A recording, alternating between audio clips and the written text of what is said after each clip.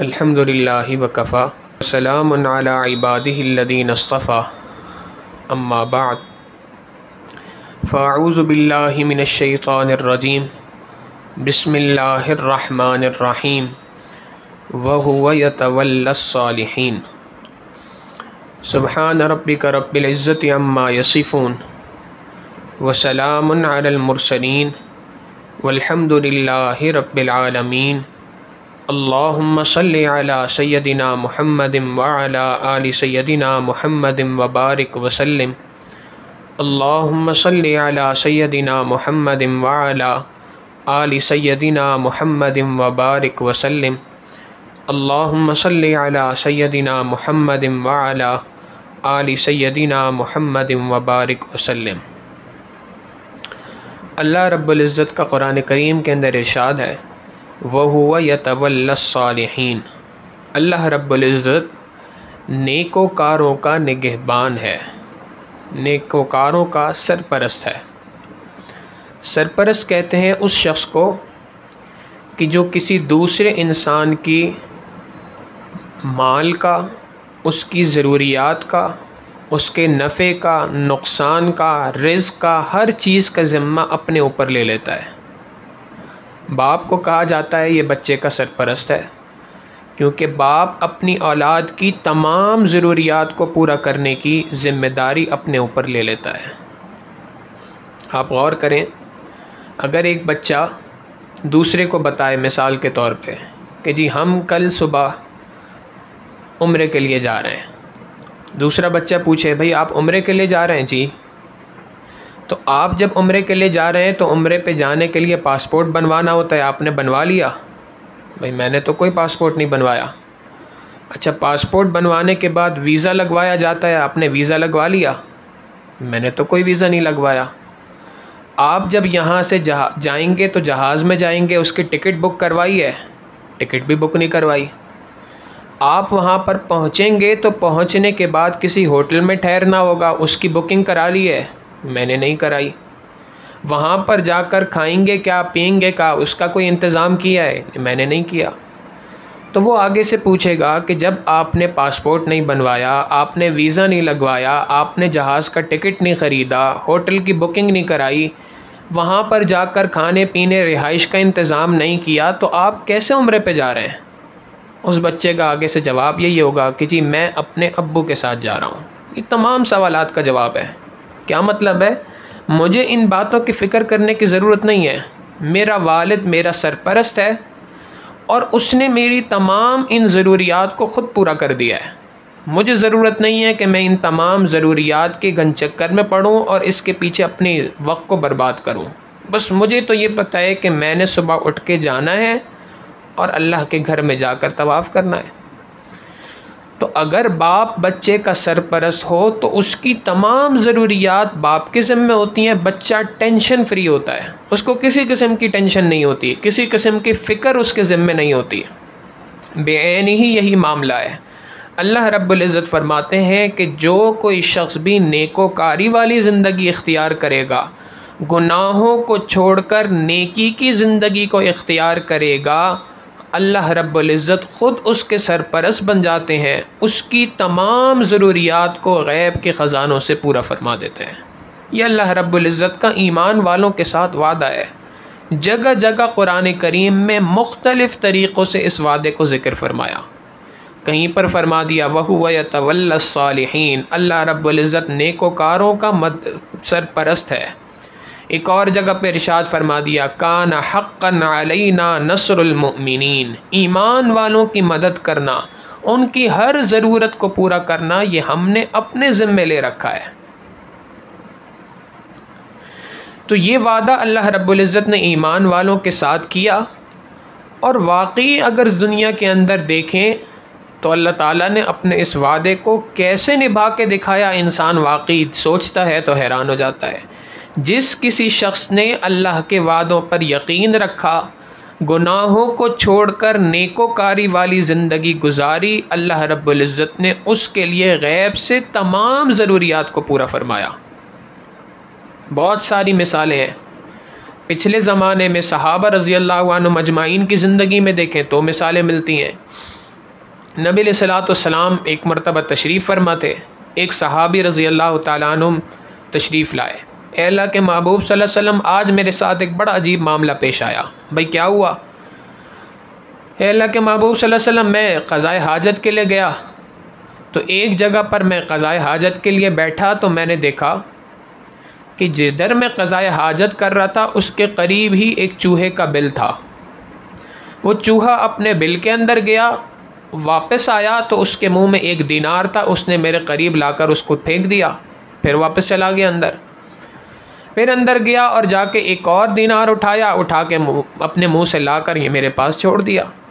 ایسے ہی اس نے چند دینار اس طریقے سے لا کے میرے پاس چھوڑ دیے اور اس کے بعد اپنے بل کے اندر چلا گیا۔ مجھے کچھ اور تو سمجھ نہیں آئی، میں نے وہ دینار اٹھائے اور آ کے آپ کی خدمت میں لے آیا کہ اللہ کے محبوب صلی اللہ علیہ وسلم ان کا کیا کروں، اور یہ کیا عجیب معاملہ میرے ساتھ پیش آیا۔ نبی علیہ الصلوۃ والسلام نے فرمایا یہ تمہارا رزق ہے جو اللہ رب العزت نے تمہیں عطا کیا ہے، استعمال کرو اس کو۔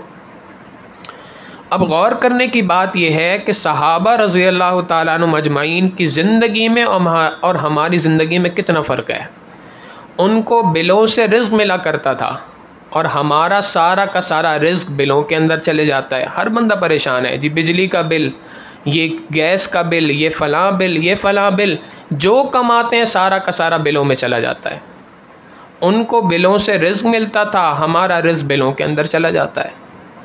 تو واقعی بات یہ ہے کہ جس نے اللہ رب العزت کی اطاعت اور فرما برداری والی زندگی گزاری، نیکوکاری والی زندگی گزاری، اللہ رب العزت اس کی تمام ضروریات کو دنیا کے اندر پورا فرماتے ہیں۔ چنانچہ آپ دیکھیں نبی علیہ الصلوۃ والسلام کی زندگی کو اگر دیکھیں انسان تو حیران ہوتا ہے۔ اللہ کے محبوب صلی اللہ علیہ وسلم کا حال یہ تھا کہ اللہ رب العزت کے محبوب صلی اللہ علیہ وسلم کو اپنی پروردگار عالم پر اتنا بھروسہ تھا، نبی علیہ الصلوۃ والسلام کے گھر کے اندر کبھی بھی کوئی دینار، کوئی درہم رات کو باقی نہیں رہتا تھا، جو کچھ ہوتا تھا سارا خرچ کر کے سویا کرتے تھے۔ یعنی غور کریں کہ ایک بندے کے پاس جتنا پیسہ موجود ہو سارا کا سارا خرچ کرنے کے بعد اپنے بستر کے اوپر آئے اور اگلے دن اللہ رب العزت ضرورت کو پورا فرماتے تھے۔ مفسرین نے، محدثین نے لکھا نبی علیہ الصلوۃ والسلام نے جو فقر و فاقہ والی زندگی گزاری یہ بھی اختیاری تھی، اپنی چوائس سے اس کو پسند فرمایا، اللہ کی طرف سے کوئی چیز زبردستی نہیں تھی۔ یہ حالات نہیں آئے تھے نبی علیہ الصلوۃ والسلام پر، بلکہ ان حالات کو خود اختیار فرمایا تھا۔ اور اس کے باوجود خود نبی علیہ الصلوۃ والسلام کی عادت مبارکہ بھی یہی، اور نبی علیہ الصلوۃ والسلام نے اپنے صحابہ کو بھی اسی کی ٹریننگ دی۔ چنانچہ حضرت عائشہ صدیقہ رضی اللہ تعالیٰ عنہ کے بارے میں آتا ہے کہ ان کا بھی یہی معمول تھا کہ جب کبھی بھی کوئی درہم، دینار، کوئی پیسہ آیا کرتا تھا تو اس کو رکھتی نہیں تھی، فوراً اللہ کے راستے میں خرچ کر دیا کرتی تھیں۔ ایک مرتبہ روزے سے تھیں، افطار کے لیے کچھ تھا نہیں، اتنے میں کسی نے ایک درہم کی، دینار کی تھیلی لا کر دے دی کہ جی یہ کچھ پیسے ہیں، یہ آپ رکھ لیجئے، آپ کے لیے ہدیہ ہے۔ انہوں نے غرباء کو، مسکینوں کو، فقیروں کو بلایا اور ان کے درمیان بانٹنا شروع کر دیا۔ بانٹتے بانٹتے پوری تھیلی ختم ہو گئی۔ اب افطار کا وقت آیا تو خادمہ سے کہا بھائی افطار کے لیے کچھ لے آؤ۔ اس نے کہا جی آپ کو تو گھر پہ تو کچھ نہیں ہے افطار کے لیے، آپ کو چاہیے تھا 1-2 دینار درہم بچا لیتی، ہم اسی سے کچھ افطار کے لیے سامان خرید لیتے۔ کہا اللہ کی بندی پہلے بتا دیتی تو ذہن میں آ جاتی بات، یعنی تم نے بتایا نہیں تو میرے ذہن میں یہ بات آئی ہی نہیں کہ ہم نے افطار کس پیسے سے کرنا ہے۔ اور اس کے باوجود اللہ رب العزت نے خوب مال و دولت عطا کیا۔ گویا اللہ رب العزت نے اپنے اس وعدے کو صحابہ رضی اللہ عنہم اجمعین سے پورا کر دکھایا کہ وَهُوَ يَتَوَلَّى الصَّالِحِينَ، اللہ رب العزت نیکوکاروں کا سرپرست ہے، ان کی تمام ضروریات کو پورا کرتا ہے۔ یہ تو تھی بڑوں کی مثالیں۔ قریب کے زمانے کی اگر مثالیں دیکھنی ہوں تو بھی بہت سارے واقعات ہیں۔ حضرت خواجہ عبد المالک چوک قریشی رحمۃ اللہ علیہ بہت بڑے اللہ والے تھے۔ یہ حضرت خواجہ فضل علی قریشی رحمۃ اللہ علیہ کے خلیفہ تھے۔ ہمارے حضرت فرماتے ہیں کہ انہوں نے یہ واقعہ خود ہمیں سنایا فرمانے لگے کہ میں حضرت کی خدمت میں جب آیا بہت چھوٹا تھا، بہت چھوٹی سی عمر میں حضرت کی خدمت میں آ گیا۔ اب میں نے نہ تو کوئی دنیاوی تعلیم حاصل کی، نہ کوئی ہنر حاصل کیا، کچھ بھی نہیں، بس میرا دن رات کام یہی تھا کہ حضرت کی خدمت میں رہتا تھا، حضرت کی خدمت کیا کرتا تھا، اور اس کے علاوہ میرا کوئی کام ہی نہیں تھا، یہاں تک کہ عمر بڑھتی چلی گئی۔ فرماتے ہیں ایک وقت وہ بھی آیا کہ حضرت نے میرے لیے ایک لڑکی کا انتخاب کیا، میرا نکاح کرا دیا۔ اب نکاح کے بعد بھی میری زندگی یہی تھی کہ حضرت ہی کی خدمت میں رہا کرتا تھا، کوئی دوسرا کام ہی نہیں تھا۔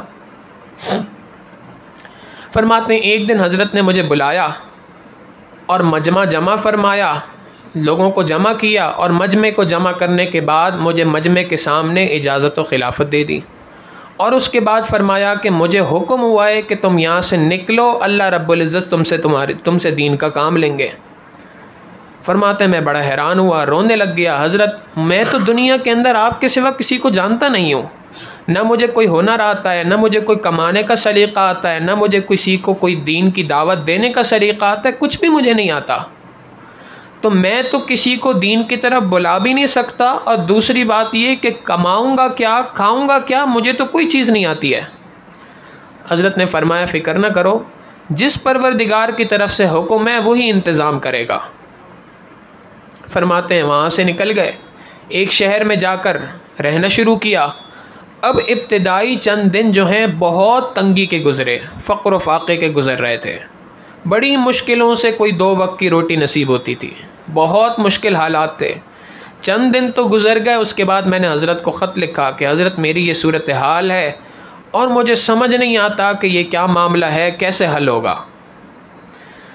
تو خود فرماتے ہیں کہ جب میں نے خط لکھا، چند دن کے بعد میرے دروازے پہ دستک ہوئی، ایک آدمی آیا، اس نے مجھے کہا کہ جی حضرت نے یہ خط دیا ہے، اور یہ جو ہے وہ آٹے کی چھوٹی سی ایک بوری تھی، 5 کلو کا شاید آٹے کا جیسے تھیلا ہوتا ہے اسی طریقے کا ہوگا غالباً۔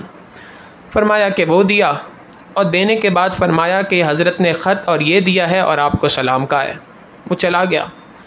فرماتے ہیں میں نے وہ خط کھولا، حضرت نے آگے سے لکھا تھا کہ اس آٹے کی جو بوری ہے، جو تھیلا ہے، اس کو زمین کے اندر دفن کر دو، زمین کے اندر ڈال دو، اور زمین میں ڈالنے کے بعد ایک چھوٹا سا سوراخ اس میں بنا لو کہ مٹھی جس کے اندر جا سکے اور جس سے آٹا نکل سکے، اور اس کے بعد اپنی ضروریات کو اس آٹے سے پورا کرو۔ یاد رکھنا وَهُوَ يَتَوَلَّى الصَّالِحِينَ، اللہ رب العزت نیکوکاروں کا سرپرست ہوتا ہے۔ حضرت فرماتے ہیں کہ حضرت خواجہ عبد المالک چوک قریشی رحمۃ اللہ علیہ نے یہ واقعہ سنانے کے بعد ارشاد فرمایا کہ میں باوضو ہوں، مسجد کے اندر ہوں، ممبر پہ بیٹھ کے قسم اٹھا کے یہ بات کہتا ہوں کہ وہ دن اور آج 20 سال گزر چکے ہیں، میرے اپنے گھر کی گندم بھی، میرے اپنے گھر کی روٹی بھی، اس خانقاہ میں جتنے متوسلین متعلقین آتے ہیں ان تمام لوگوں کی روٹی اسی آٹے سے پوری ہو رہی ہے۔ وَهُوَ يَتَوَلَّى الصَّالِحِينَ، جو کوئی شخص بھی اللہ کے لیے نیکوکاری کی زندگی گزارتا ہے، اللہ رب العزت اس کے لیے اسی طریقے سے غیب سے انتظام فرمایا کرتے ہیں۔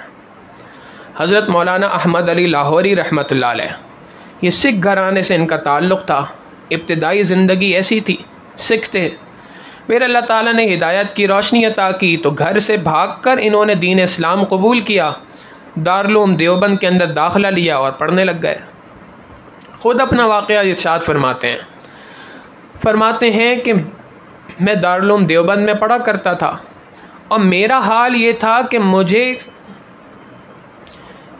اپنے تن پر، اپنے بدن کے اوپر جو کپڑے پہنے ہوئے تھے اس کے علاوہ کوئی دوسرے کپڑے موجود نہیں تھے، میرا دنیا میں کوئی جاننے والا نہیں تھا سوائے میرے اساتذہ کے اور میرے ساتھیوں کے جو میرے ساتھ پڑھتے تھے، نہ کوئی والد والدہ سے رابطہ، نہ چاچا ماموں تایا پھپھو، کوئی رشتہ دار نہیں۔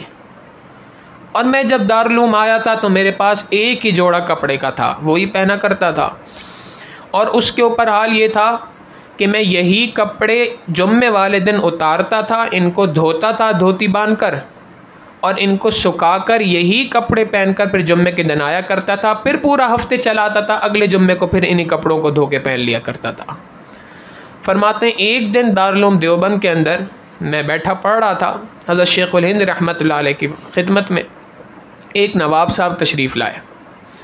نواب صاحب نے آ کر دیکھا طلباء کو، اور اس کے بعد حضرت شیخ الہند رحمۃ اللہ علیہ سے فرمایا کہ آپ کے یہ جو طلباء ہیں ان میں سے جو سب سے زیادہ آپ کا ہونہار شاگرد ہے اس کا نام مجھے بتائیں، میں اپنی بیٹی کا نکاح اس سے کرنا چاہتا ہوں۔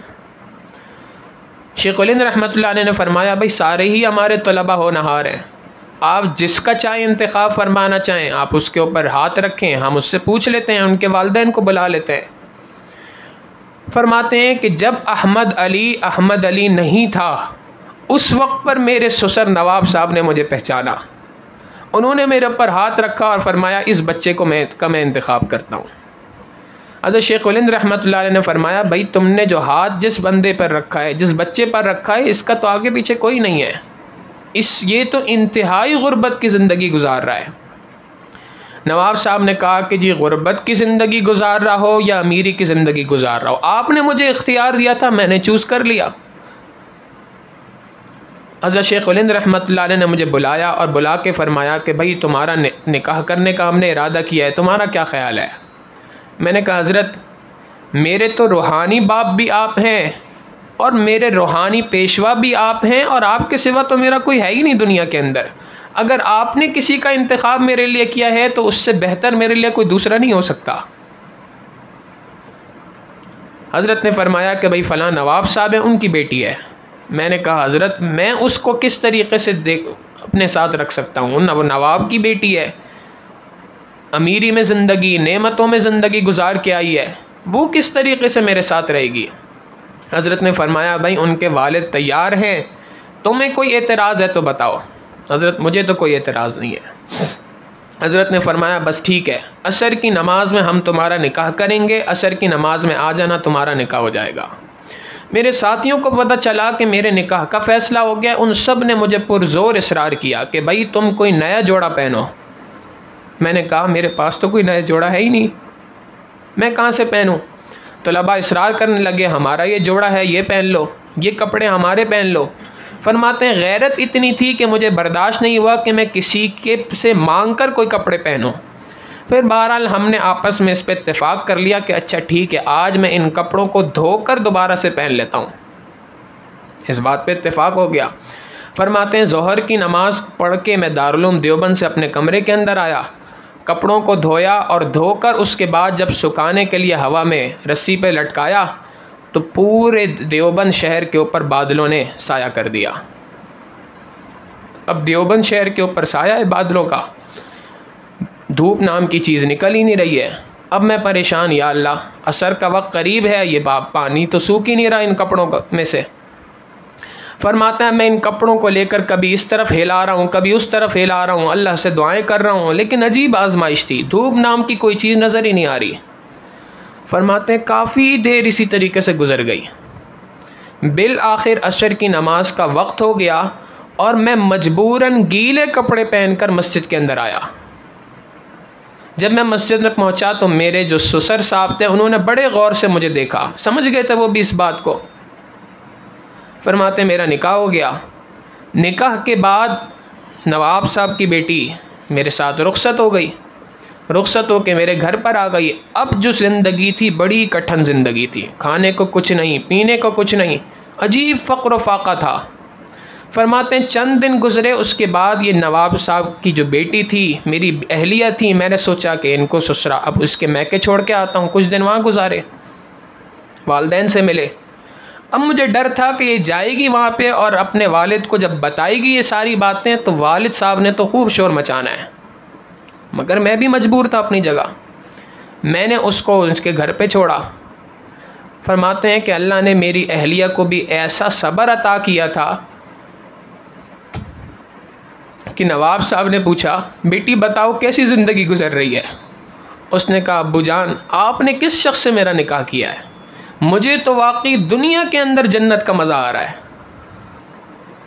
فرماتے ہیں کہ یہ ابتدائی زندگی تھی جو اس کٹھن مرحلے میں گزر رہی تھی، مگر مجھے اللہ رب العزت کے وعدے پر بھروسہ تھا کہ اللہ رب العزت نے فرمایا ہے وَهُوَ يَتَوَلَّى الصَّالِحِينَ، اللہ تعالیٰ نیکوکاروں کی سرپرستی فرماتا ہے، تو اللہ تعالیٰ مجھے ایسے ضائع نہیں فرمائیں گے۔ فرماتے ہیں بس میں نے اس بات کو اپنے پلے باندھا ہوا تھا اور اللہ سے مانگا کرتا تھا۔ فرماتے ہیں ایک وقت وہ تھا کہ جس کو میں آج سوچتا ہوں تو حیران ہوتا ہوں، اور آج ایک وقت وہ ہے کہ جس وقت کے اندر اللہ رب العزت نے نعمتیں میرے اوپر اتنی زیادہ مسخر فرمائی ہیں کہ میرے کھانے کے لیے پھل اللہ رب العزت طائف سے بھیجا کرتے ہیں۔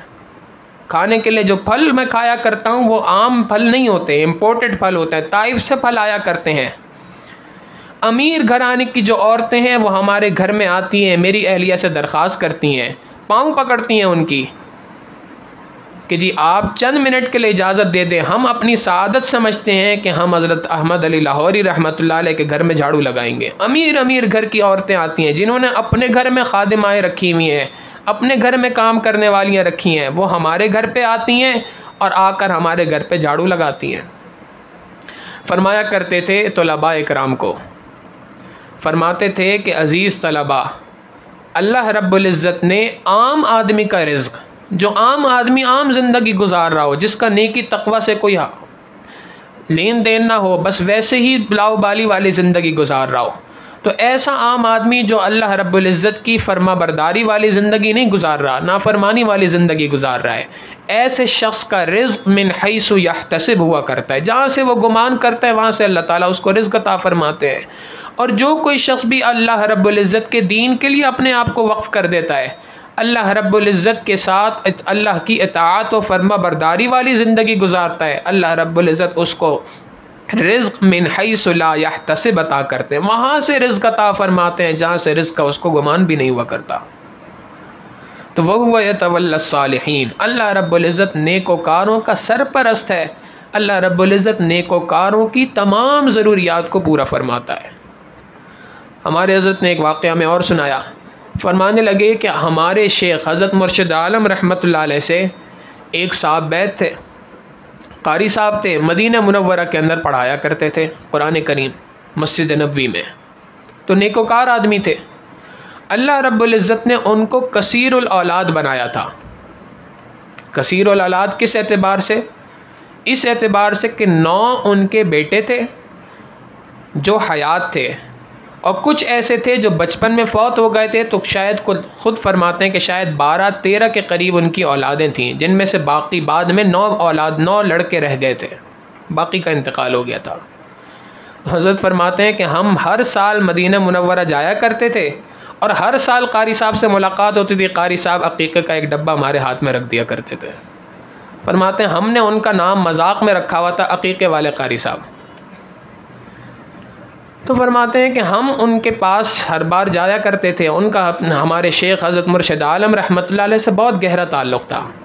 حضرت کا انتقال ہو گیا، بعد میں کسی وقت پر ایک مرتبہ فرماتے ہیں ہم مدینہ منورہ گئے، تو مدینہ منورہ کے اندر حضرت قاری صاحب آئے بہت زیادہ پریشان۔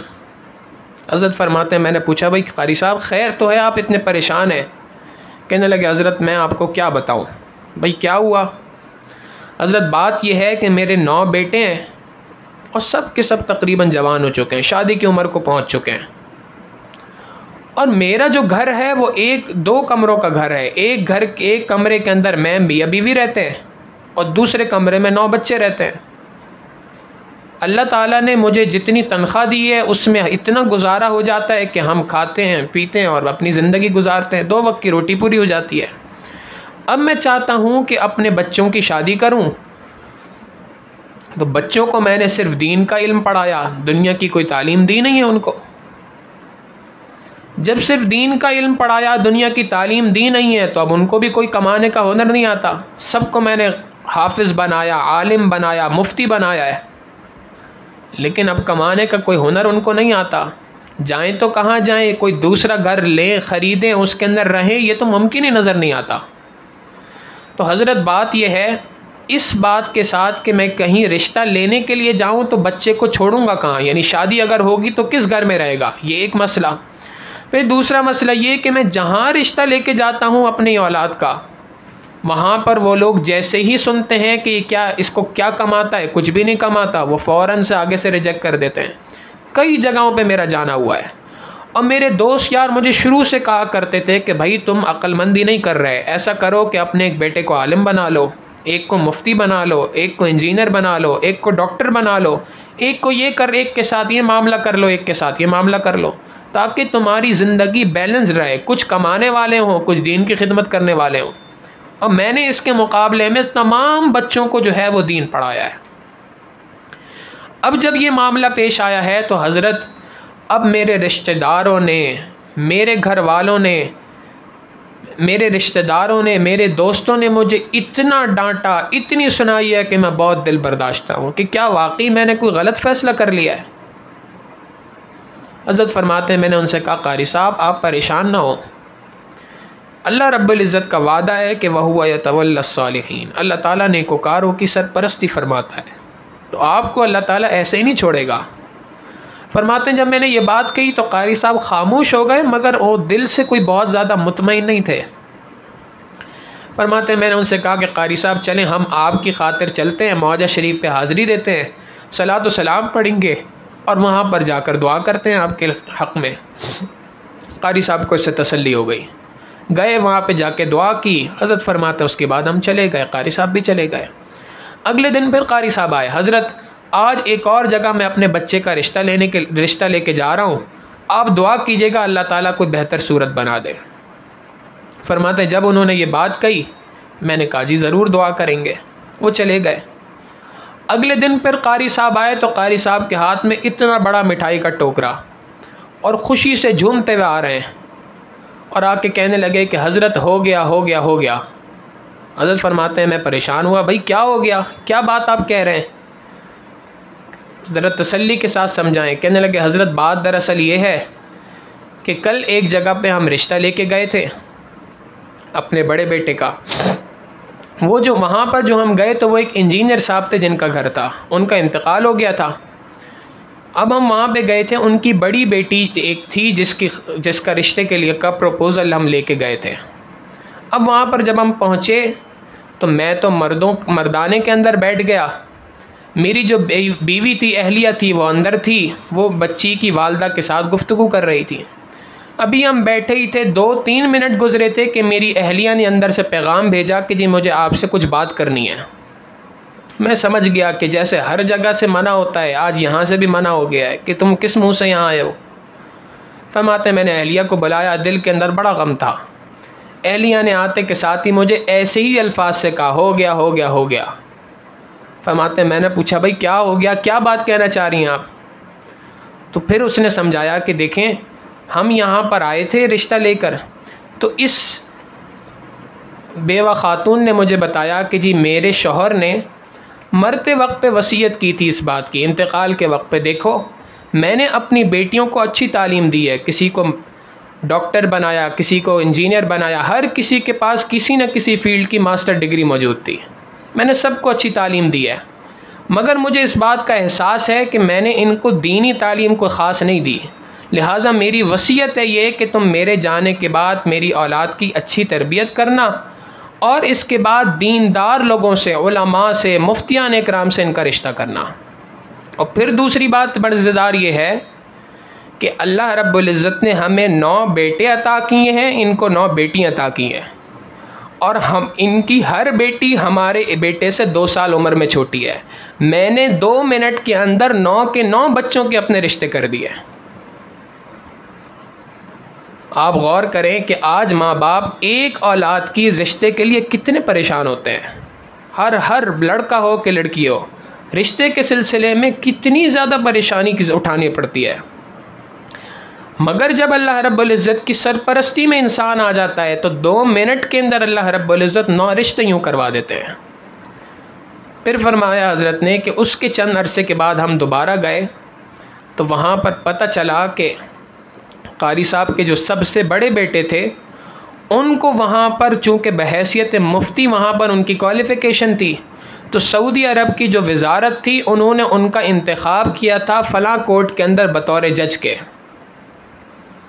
اب جب ان کو بطور جج وہاں لگایا تو ان کی بڑی اچھی تنخواہ، ایک گھر بھی مل گیا، ان کی شادی ہوئی، وہ وہاں پر منتقل ہو گئے۔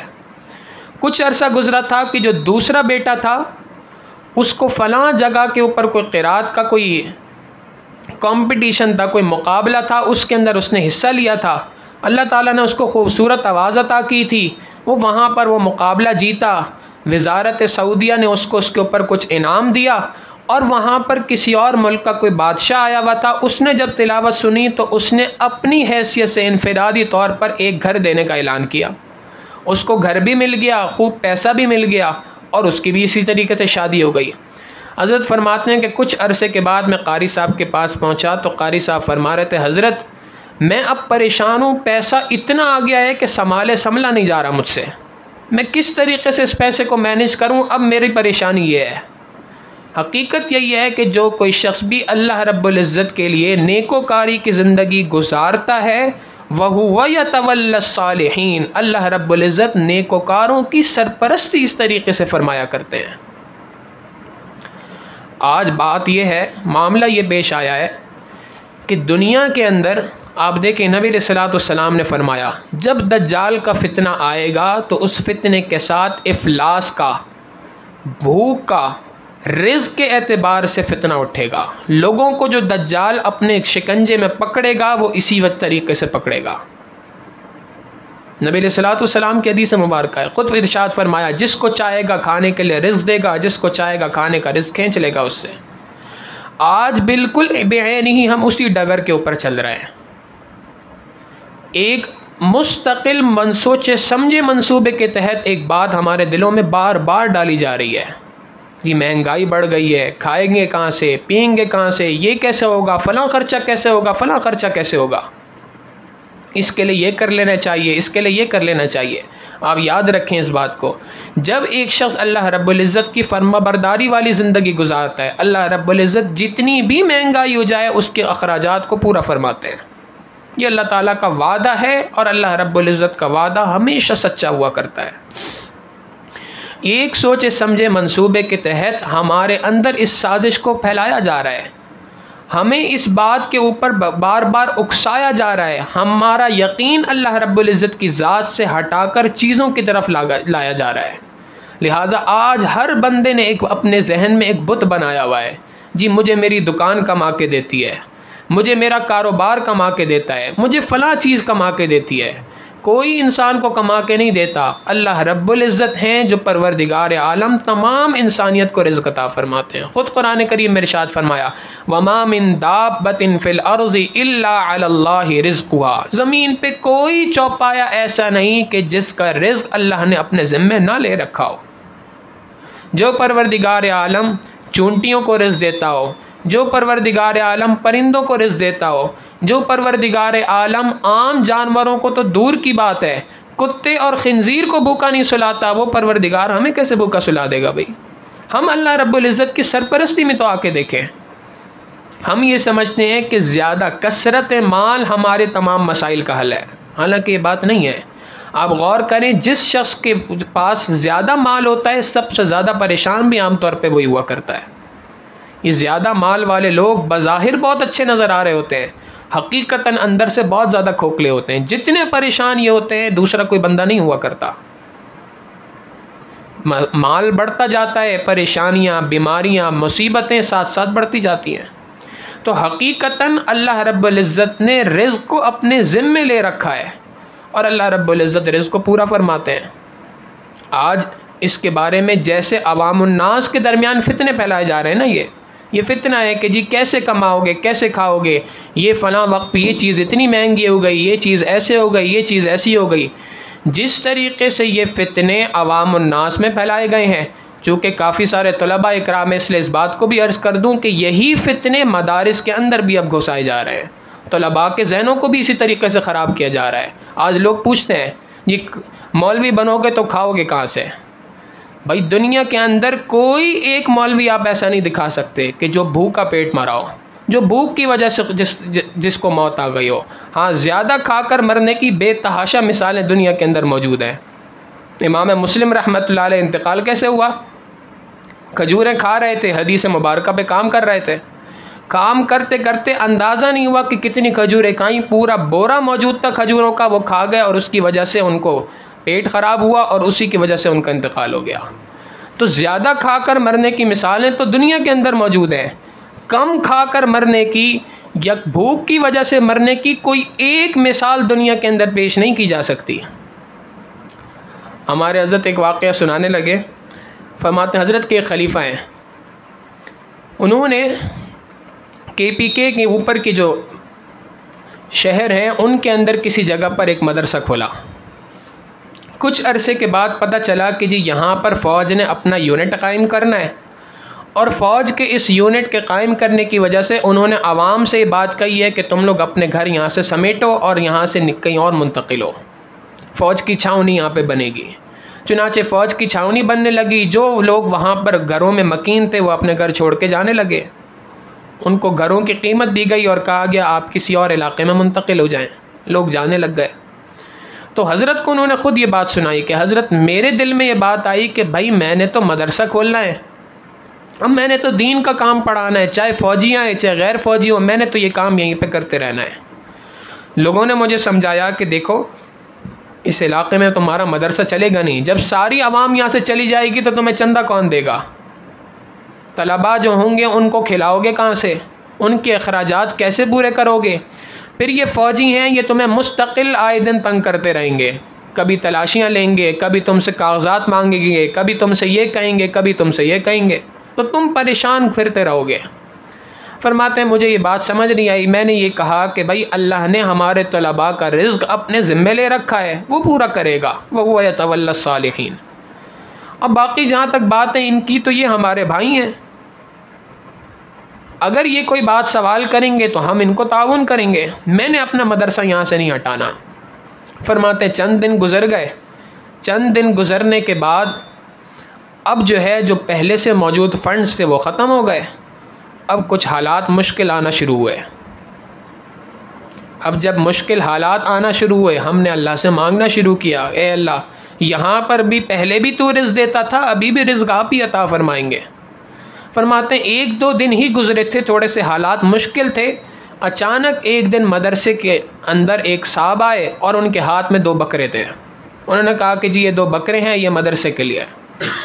اب میں حیران ہوا، میں نے کہا بھائی یہاں تو کوئی آبادی نہیں، کس شخص نے بھیجے ہیں یہ؟ کہنے لگے جی فوج کی جو چھاونی ہے وہاں سے آیا ہوں بکرے لے کے۔ یہ کس نے بھیجے ہیں؟ فلاں میجر صاحب کا بیٹا بیمار ہے، تو انہوں نے کہا کہ جاؤ مدرسے میں جا کے 2 بکرے صدقے کرا کے آ جاؤ، تو میں یہ بکرے لے آیا۔ فرماتے ہیں کہ چند دن گزرے، ایک دن 7 بکرے آ گئے۔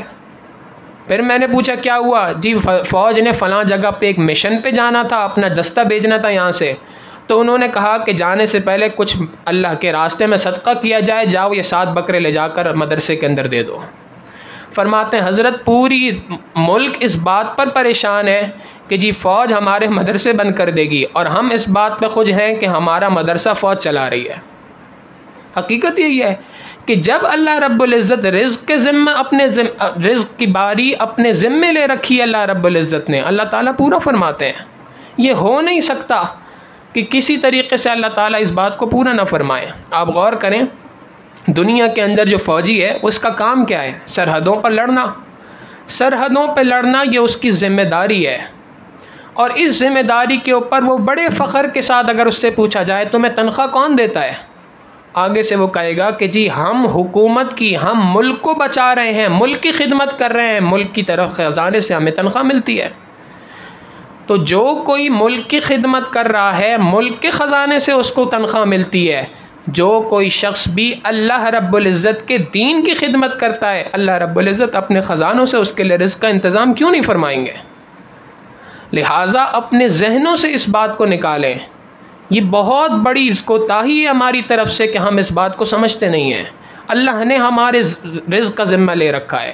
طلباء کو یہ بات کئی مرتبہ لوگ سمجھایا کرتے ہیں، جی آپ مدرسے میں پڑھ رہے ہیں بہت اچھی بات ہے، مگر کھاؤ گے کہاں سے یہ پتہ نہیں، جب یہاں سے فارغ ہو جاؤ گے اس کے بعد دال روٹی کیسے چلے گی تمہاری، یہ سمجھ نہیں آتا۔ لہٰذا ایک کام کرو، مدرسے میں بھی پڑھو، ساتھ میں دنیاوی تعلیم بھی حاصل کرنا شروع کر دو۔